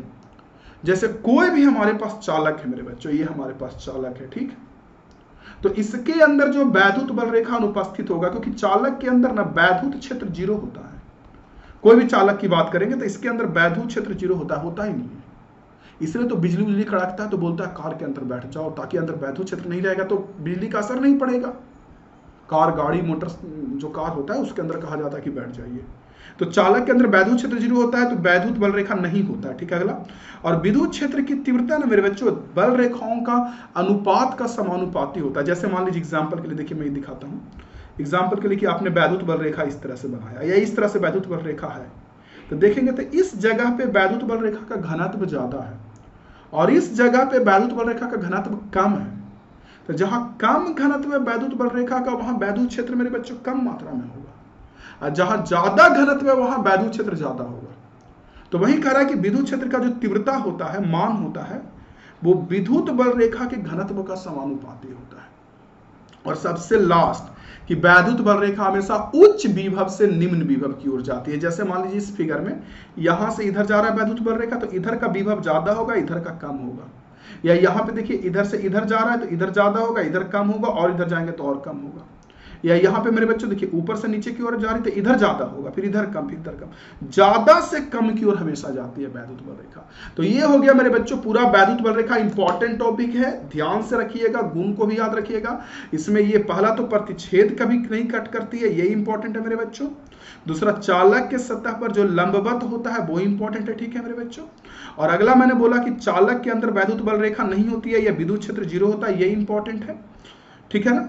और एक याद रखिएगा कि उच्च विभव से निम्न विभव की ओर जाती है। चलिए मेरे बच्चों, तो अब चलते हैं इसके बाद वैद्युत फ्लक्स गॉस प्रमेय में। तो देखिए गॉस प्रमेय तो काफी इंपॉर्टेंट है, या वैद्युत फ्लक्स वाला चीज काफी इंपॉर्टेंट है मेरे बच्चों। वैद्युत फ्लक्स में ना बहुत जरूरी है कि पहले आप क्षेत्रफल सदिश और घन कोण को जान ले कि ये दोनों टॉपिक क्या, तब आप वैद्युत फ्लक्स को जान पाए। देखिए क्षेत्रफल सदिश क्या होता है, जैसे कोई भी क्षेत्रफल, उदाहरण के लिए हमारे पास कोई क्षेत्रफल है, ठीक है, तो इस क्षेत्रफल से जुड़े हुए सदिश को बोलते हैं क्षेत्रफल सदिश। इस क्षेत्रफल से या इस सतह से जो संगत सदिश होता है, उसके साथ जो जुड़ा हुआ सदिश होता है मेरे बच्चों, उसको बोलते हैं क्षेत्रफल सदिश। क्या होता है क्षेत्रफल सदिश? तो अगर मान लीजिए आपके पास कोई क्षेत्रफल है या कोई सतह है, ठीक, तो सतह का जो क्षेत्रफल सदिश होगा मेरे बच्चों, इस सतह का जो, तो देखिए जैसे मैंने बोला क्षेत्रफल सदिश, तो आपके दिमाग में दो बात आएगा कि सदिश है सर तो इसमें दिशा भी होगा और मान भी होगा, परिमाण भी होगा, होगा ना। तो जैसे मान लीजिए आपके पास कोई सतह है ये, तो इस सतह का जो क्षेत्रफल सदिश का दिशा होता है ना, वो इस सतह पर लंबवत होता है। हमेशा याद रखिएगा कि जो दिशा होगा मेरे बच्चों वो हमेशा इस पर लंबवत होगा, हमेशा लंबवत होगा क्षेत्रफल सदिश पर, ठीक है। और रही बात मान का, तो इस क्षेत्रफल के बराबर होगा, सतह के क्षेत्रफल के बराबर। इसका मतलब सर क्षेत्रफल सदिश कुछ नहीं, कोई भी क्षेत्रफल है तो उसका जो मान है क्षेत्रफल है, जैसे मान लीजिए अगर आयत है तो क्षेत्रफल होता है लंबाई गुना चौड़ाई, तो क्षेत्रफल के बराबर क्षेत्रफल सदिश का मान होगा एकदम, और दिशा होगा सतह पर लंबवत। यस, तो देखिए लिखा हुआ है जिसका जो परिमाण होता है वो सतह के क्षेत्रफल के बराबर होता है और दिशा सतह पर लंबवत होता है, ठीक है। अगला मेरे बच्चों घन कोण। घन कोण क्या होता है? तो घन कोण क्या होता है कि जैसे कोई भी, मान लीजिए ऐसे कोई आकार है, ऐसे वक्र रेखा है, तो वक्र रेखा इस बिंदु पर जो झुकाव उत्पन्न करता है उसको तो हम लोग बोलते हैं सिंपल कोण, प्लेन एंगल, समतल कोण, जो आज तक पढ़ते आए हैं 10th में भी पढ़े होंगे, theta equal to L by R. लेकिन इस तरह से समतल सतह ना होके मेरे बच्चों, मान लीजिए कोई गोला है, ठीक है, गोला का कोई पार्ट है, हिस्सा है, तो ये जो समतल, ये सतह, ये रेखा ना होके कोई सतह अगर हो और वो सतह किसी बिंदु पर जो ऐसे झुकाव उत्पन्न करेगा, इस तरह से तराजू जैसा, जैसे मान लीजिए सतह है तो सतह के हर एक बिंदु से मिला दीजिए ऐसे, तो इस तरह से अंदर में बनेगा, तो इसको बोलते हैं घन कोण, हम लोग बोलते हैं, ठीक है। देखिए किसी गोलीय पृष्ठ का क्षेत्रफल गोले के केंद्र पर जो कोण अंतरित करती है उसे घन कोण कहते हैं। और घन कोण का मान एरिया बटा आर स्क्वायर होता है। जैसे इसका क्षेत्रफल मान लीजिए ए है, त्रिज्या आर है, तो इसका जो मेरे बच्चों मान होगा वो ए बटा आर स्क्वायर होता है, ठीक है।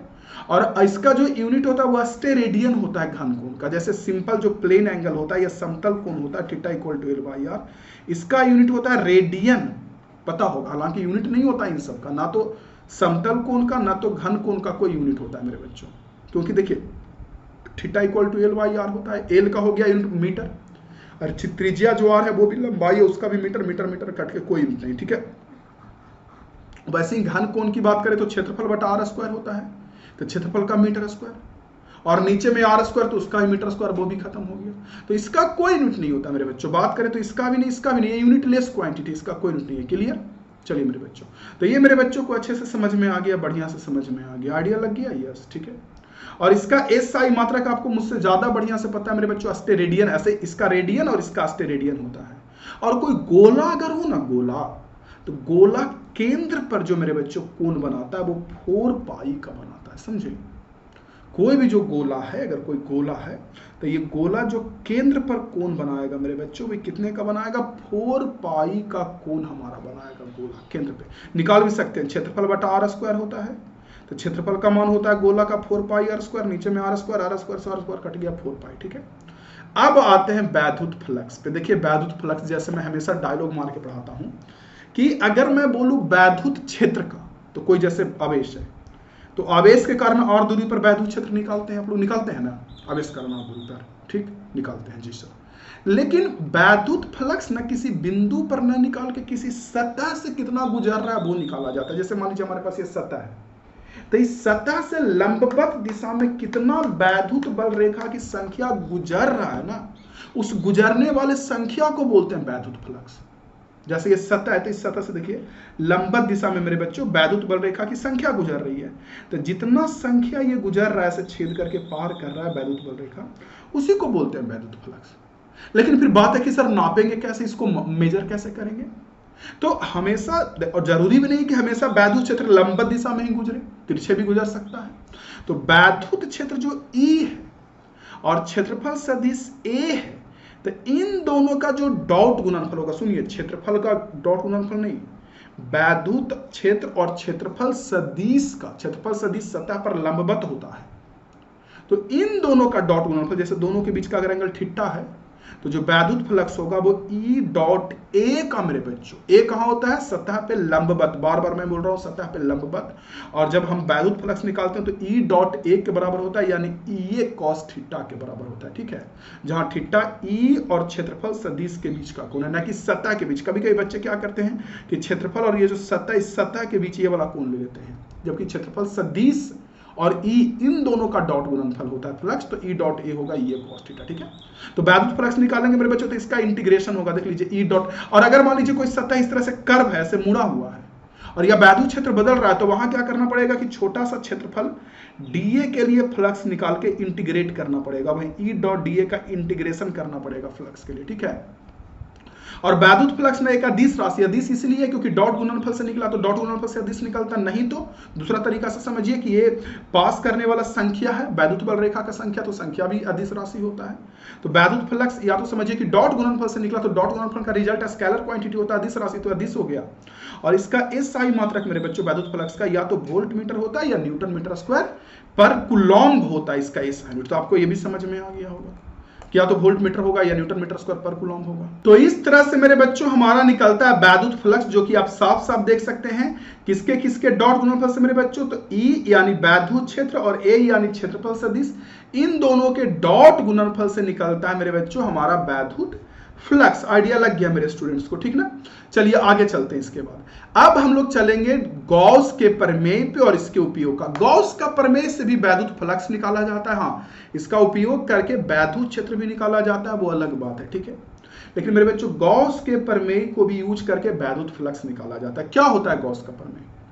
तो गॉस के प्रमेय के अनुसार, गॉस का प्रमेय ये कहता है मेरे बच्चों, गॉस के प्रमेय के अनुसार कहीं भी अगर बंद सतह है, जैसे मान लीजिए कोई बंद सतह से है, यहाँ पे कोई चार्ज Q1 है, यहाँ पे Q2 है और बाहर में Q3 है, तो बंद सतह से जो फ्लक्स पास करेगा ना, बंद सतह से, पहले बात मैंने हजार बार बोला पढ़ाते वक्त कि गॉस का प्रमेय मेरे बच्चों पहली बात तो फ्लक्स निकालने के लिए यूज होता है, दूसरी बात कि कैसे सतह से फ्लक्स, तो जो चारों ओर से बंद हो, जैसे आपका घन हो गया चारों ओर से बंद है, ठीक है, या फिर मेरे बच्चों आपका गोला हो गया चारों ओर से बंद है, तो चारों ओर से बंद सतह के लिए फ्लक्स अगर होता है तो वो कहता है गॉस का प्रमेय कि जो फ्लक्स होगा अंदर में जितना भी बंद आवेश है इस सतह के अंदर, जैसे Q1 Q2 बंद है, Q3 बाहर है, इससे कोई मतलब नहीं, अंदर में बंद से मतलब है, तो जितना भी बंद आवेश है उसका 1/ε0 गुना होता है, देख लीजिए, यही कहता है गॉस प्रमेय। मतलब ये कहता है ना स्टूडेंट्स कि जितना भी इस बंद सतह के अंदर आवेश है ना, उसका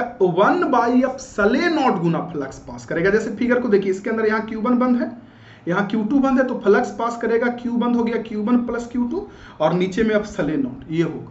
देखिए पढ़िए कि गॉस प्रमेय के अनुसार किसी बंद सतह से गुजरने वाला वैद्युत फ्लक्स का मान उस सतह के अंदर बंद आवेश का 1/ε0 गुना होता है, जितना भी अंदर में आवेश है उसका 1/ε0 गुना होगा, ठीक है मेरे बच्चों।